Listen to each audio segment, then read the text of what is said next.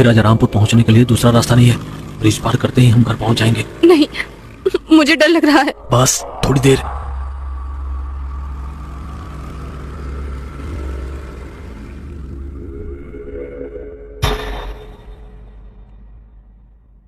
इस पुल पे आने की हिम्मत कैसे हुई तुम्हारी?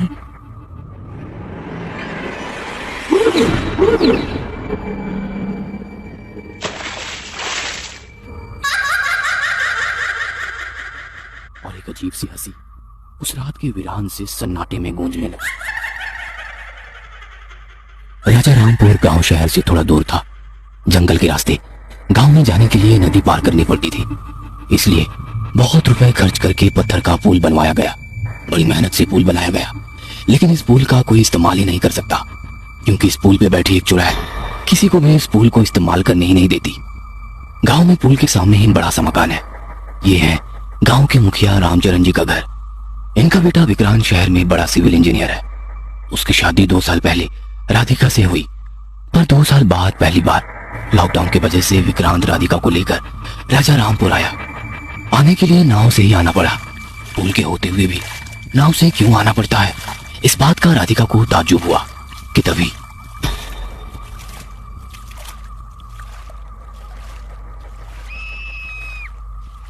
इसके बाद बोट वाले ने बताया, जरूर उन्होंने पुल से जाने की कोशिश की होगी साहब, तभी उस पुल वाली चुड़ैल ने इनको मार डाला होगा। यह सुनकर राधिका और ज्यादा डर गई। इस गांव में आते ही उसका इतना डरावना स्वागत हुआ कि अगली 2 रातें वो सो ना पाई। उसी रात में भी वही लाशें दिख रही थी।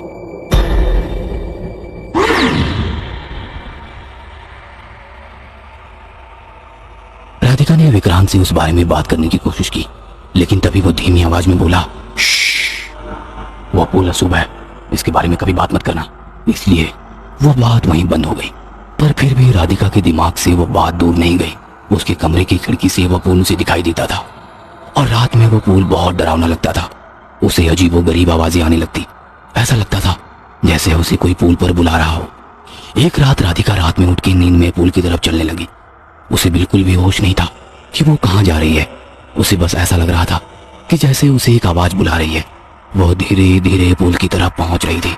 जैसे वो पुल की तरफ आ रही थी, उसे एक औरत का साया दिखने लगा। वो साया उसे पुल की तरफ खींच रहा था। जैसे ही उसने अपना पैर पुल पर रखा, राधिका को समझ आया कि वो सिर्फ सपना देख रही थी। पर ताज्जुब की बात यह थी कि वो पूरी तरह से भीग गई थी, मानो नदी में डुबकी लगाकर बाहर निकली हो। उसके साथ क्या हो रहा था उसे समझ ही नहीं आ रहा था। उसने देखा कि उसके पहलू में विक्रांत नहीं था। इतनी रात विक्रांत कहाँ गया, ये ढूंढने के लिए राधिका निकल पड़ी। उसने देखा घर के पीछे विक्रांत 4 लोगों से चोरी छुपे कुछ फुसफुसा रहा था। जैसे उसे पता चला राधिका आई है, उसने डरकर बातें बंद की।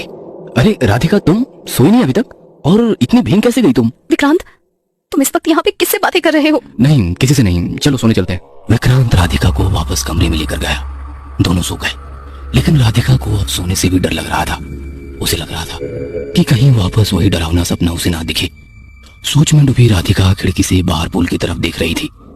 तभी उसे ऐसा लगा जैसे 3-4 लोगों के साए पुल की तरफ चुपचाप जा रहे हो। राधिका डर गई। वो विक्रांत को इस बारे में बताना चाहती थी, लेकिन विक्रांत गहरी नींद में था। राधिका ने फिर हिम्मत करके उन लोगों का पीछा करने की ठान ली। वो चुपचाप घर से बाहर निकली और पुल की तरफ जाने लगी। उसे खुदाई की आवाज सुनाई देने लगी। तभी उसे जोर जोर से हंसने की आवाज आने लगी। यह आवाज यकीनन उस चुड़ैल की थी। खुदाई की आवाज शांत हो गई और फिर 2-4 लोगों की चिल्लाने की आवाज आने लगी। नहीं, हमें माफ कर दो, बचाओ! ऐसा लग रहा था कि कोई उन पे बहुत अत्याचार कर रहा हो। राधिका अंधेरे में उन आवाजों का पीछा करते हुए पुल तक पहुंची कि तभी उस पर एक के बाद एक गोलों की बरसात हुई। उसे अंधेरे में कुछ समझ नहीं आया, और जब उसने थोड़ा ध्यान देकर देखा तो पता चला वह गोले पत्थर या कुछ और नहीं, बल्कि 4 मर्दों की मुंडिया थी। एक एक मुंडी का चेहरा देखकर राधिका डर से कांप उठी। ये 4 चेहरे उन्हीं लोगों के थे जिनसे थोड़ी देर पहले विक्रांत बातें कर रहा था। तभी चुड़ैल की आवाज गूंज उठी। इन चारों को पुल तोड़ने के लिए तुम्हारे पति ने भेजा था, लेकिन इनके खुद के सिर के टुकड़े टुकड़े हो गए। फिर से अगर ऐसी कोशिश की तो अंजाम बुरा हो सकता है। राधिका को यह देखकर चक्कर सी आ गई और वो गिरने ही वाली थी कि उसे किसी ने पकड़ लिया। राधिका ने जब सुबह आंखें खोली तो देखा वो अपने घर में थी। विक्रांत उसके पास ही परेशान होकर बैठा था। उसी ने रात को राधिका को गिरने से बचाया था, पर वो वहां कैसे आया?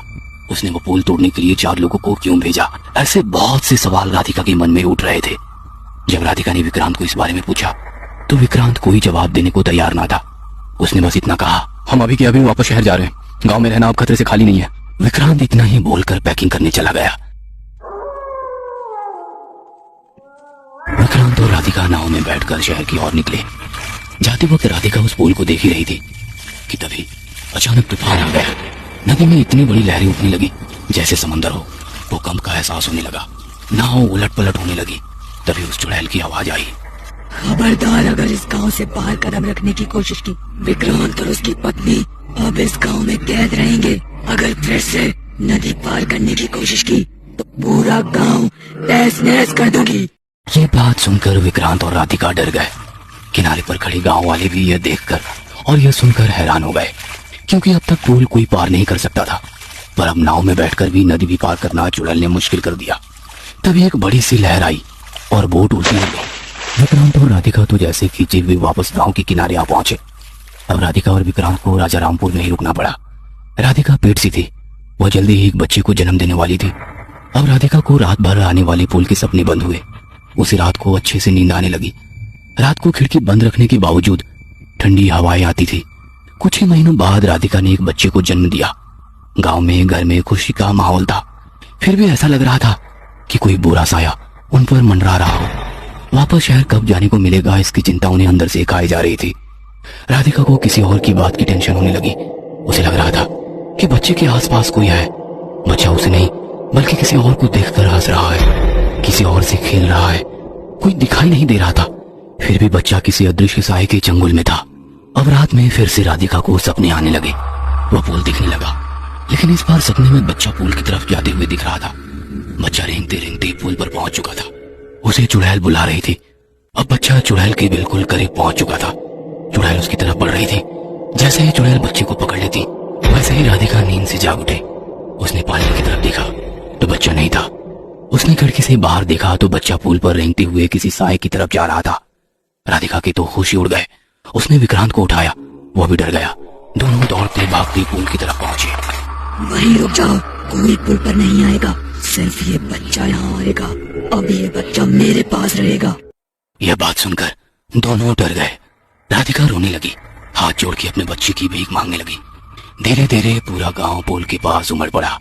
अब चुड़ैल उन्हें साफ साफ दिख रही थी, लाल साड़ी पहनी हुई, उसके उड़ने वाले बिखरे बाल, माथे पर लाल बड़ा टीका, लाल लाल आंखों में जैसे अंगार हो। और डरावनी बात यह थी कि उस चुड़ैल के हाथ में विक्रांत और राधिका का नन्हा सा बच्चा था। नहीं, मेरा बच्चा मुझे वापस कर दो। हमने तुम्हारा क्या बिगाड़ा है? क्या बिगाड़ा है?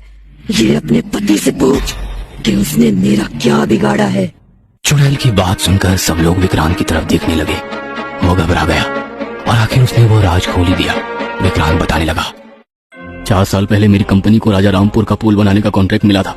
बहुत सारे मजदूर लगाकर काम शुरू हुआ। पुल का काम जब पूरा होने की कगार पर था, तभी एक दिन पुल गिर गया। पुल बनने से पहले गिरने से सब घबरा गए।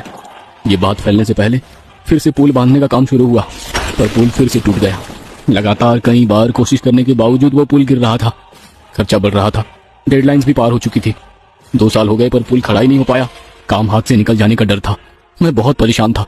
तभी मेरे एक मुलाजिम ने कहा, साहब, आप नहीं जानते, ऐसे पुल कभी नहीं बन पाएगा। तो फिर कैसे बनेगा? टेक्निकल प्रॉब्लम तो कुछ भी नहीं है, फिर भी ये पुल खड़ा ही नहीं हो रहा।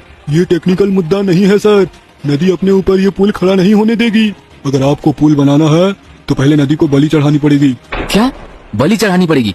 ये क्या बात हुई? पुल बनाने के लिए अच्छी योजना, पैसा, शिक्षा, अच्छे कारीगर की जरूरत होती है। बलि चढ़ाने जैसी घटिया प्रथा की नहीं।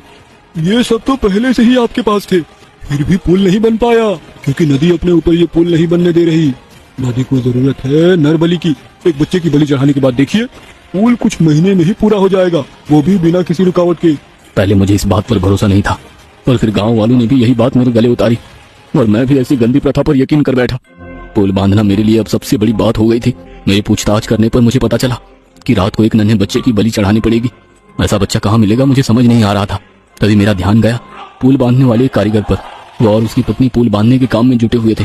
उनका एक नन्हा सा बच्चा वहीं झोली में सो रहा था। मैंने कारीगर से बात की, बच्चे के बदले मुंह मांगी रकम देने का वादा किया। कारीगर की पत्नी ये बात सुनकर गुस्सा हो गई, रोने लगी। वो बिल्कुल इसके लिए राजी नहीं थी, पर उसका पति तैयार हो गया। मैंने उसे पैसे दिए और रात को उसकी पत्नी की गोद से बच्चे को खींच कर ले गए। बच्चे की आवाज सुनकर उसकी माँ जाग गई, भागकर हमारे पीछे भागती हुई आई, चिल्लाती हुई आई, पर जब तक वो पहुंची उसकी नन्ही जान की बलि चढ़ चुकी थी। उस औरत के पति ने उसे जैसे तैसे संभाला। पुल का काम शुरू हुआ, लेकिन इस बार पुल की जगह बदल दी। सच कहूं तो पुल की जगह नदी का बहाव ज्यादा था। जहां कम बहाव था वहां से पुल बांधना शुरू किया। तब पुल बिना किसी रुकावट के पूरा हो गया। पुल के लिए उस बेचारे बच्चे की बलि देने की जरूरत नहीं थी, पर मैं गांव वालों के बहकावे में आकर गलती कर बैठा। उसी बच्चे की मां रोती रही, पागल होकर पुल पर पत्थर मारती रही, कहती रही ये पुल नहीं मेरे मुन्ने की समाधि है। आखिर एक दिन पुल के काम के बीच उस औरत के सर पर पत्थर गिरकर उसकी मौत हो गई। मैंने कभी नहीं सोचा था। उस हादसे के बाद पुल का काम पूरा होते ही मैं गांव छोड़कर चला गया और उस औरत की आत्मा यहीं अपने बच्चे की समाधि की रक्षा करते हुए बैठी है। यह बात सुनकर सिर्फ राधिका ही नहीं, सारे गांव वाले सुन रह गए। हाँ, मैं वही हूँ और अब मैं तुम्हारे बच्चे की जान लूंगी।